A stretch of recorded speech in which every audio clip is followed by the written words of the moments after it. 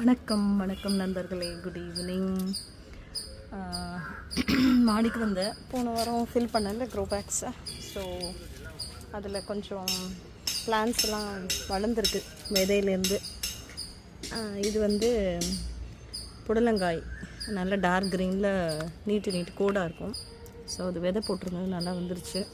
இந்த 15x18 வச்சு விட்டுட்டு ஒரு சின்ன சப்போர்ட்டி போற்றி கொடுத்துருக்கேன். ஒரு சின்ன கயிறு கட்டி வச்சுருக்கேன். அதுக்கப்புறம் இங்கே மேலே படுத்தி விடணும். அதை ஒரு கயிறு கட்டி. அப்புறம் ரெண்டாவது செடி அவரை 2 வந்திருக்கு. இது நல்லா இருக்குது, இது கொஞ்சம் ஒரு மாதிரி இருக்குது. ஸோ ரெண்டுத்தையும் ஒரே பேக்கில் வச்சுட்டேன். எது நல்லா வருதோ அதை மட்டும் வச்சுட்டு இன்னொன்று கட் பண்ணிடணும். இது நீட்டு சுரைக்காய். அந்த சுரைக்காய் ஒரு 2லேருந்து 3 அடி வரைக்கும் வந்த மாதிரி இந்த கார்டனில் ஒரு ஃப்ரெண்டு போட்டிருந்தாங்க. ஸோ அவங்க இந்த விதை கொடுத்தாங்க. இதுவும் நல்லா வந்திருக்கு. இதுக்கு ஒரு சின்ன சப்போர்ட் கொடுத்துருக்கேன், அவ்வளோதான். இது எடுத்து மேலே வரும்பொழுது மேலே கொஞ்சம் கட்டி படுத்தி விடணும்.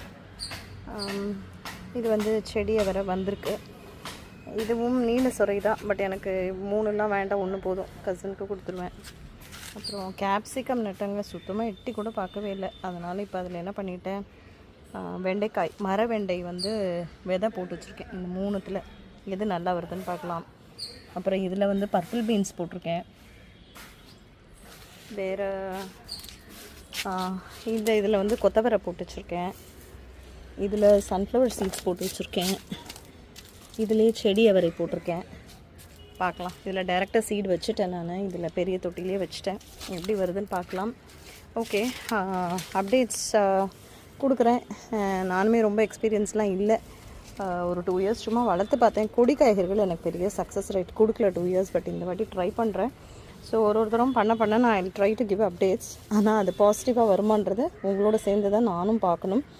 இனிமேல் ஐ போஸ்ட் அப்டேட்ஸ். எப்படி வருது என்னன்றதை நான் வந்து போஸ்ட் பண்ணுறேன் நான். ஓகே, பாய்.